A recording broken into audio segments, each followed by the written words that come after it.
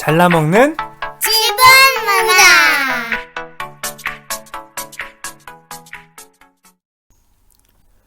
안녕하세요, 묘아풍입니다. 상상으로 시를 우리는 시간, 오늘은 유치환의 깃발 누려보도록 하죠. 먼저 여러분이 낭송하시면서 상상으로 우려보시기 바랍니다. 깃발, 유치환. 이것은 소리 없는 아우성, 저 푸른 해원을 향하여 흔드는 영원한 노스텔저의 손수건. 순정은 물결같이 바람에 나부끼고 오로지 맑고 고든 이념의 표대 끝에 애수는 백로처럼 날개를 펴다. 아, 누구인가? 이렇게 슬프고도 애달픈 마음을 맨 처음 공중에 달 줄을 안 그는.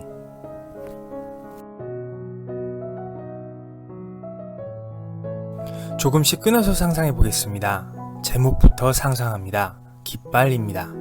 깃발이 펄럭이는 모습 힘차 보입니다. 깃발하니까 맑은 바람과 하늘도 같이 상상이 되네요.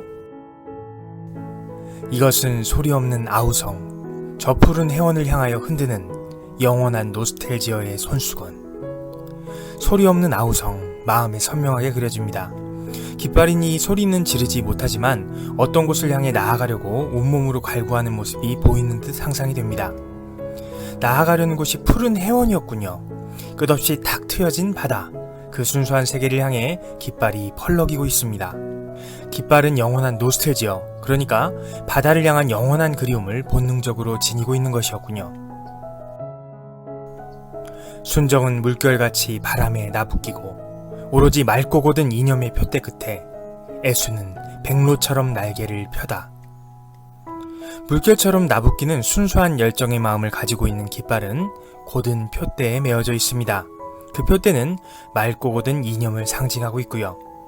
그런데 다음이 문제입니다. 애수가 백로처럼 날개를 편답니다. 우선 깃발이 백로니까 하얀색이 아닐까 상상이 됩니다.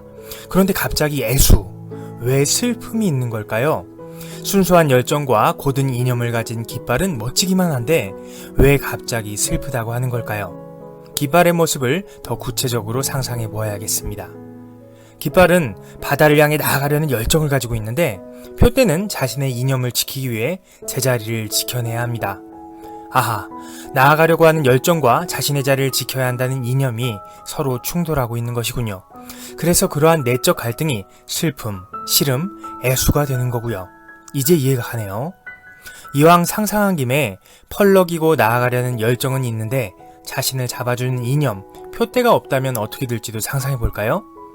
표대 없이 기는 자유롭게 바다로 날아가겠지만 곧 땅에 떨어지고 쏠려서 그 순수함은 훼손되어 버리겠네요. 꼭 바람에 날리는 봉지처럼 말입니다. 나아가려는 기와 잡아주려는 표대가 갈등을 일으키지만 오히려 맑고 고든 이념의 표대가 있기에 열정이 훼손되지 않고 계속 순수하게 바다를 지향할 수 있었던 것이었네요. 아, 누구인가? 이렇게 슬프고도 애달픈 마음을 맨 처음 공중에 달 줄을 안 그는. 아, 누구인가에서 경탄이 느껴집니다.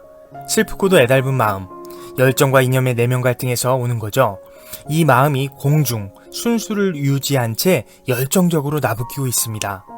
열정과 이념의 조화, 순수의 보존을 이룬 그 처음의 존재를 향해 경탄하면서 시는 끝나고 있습니다.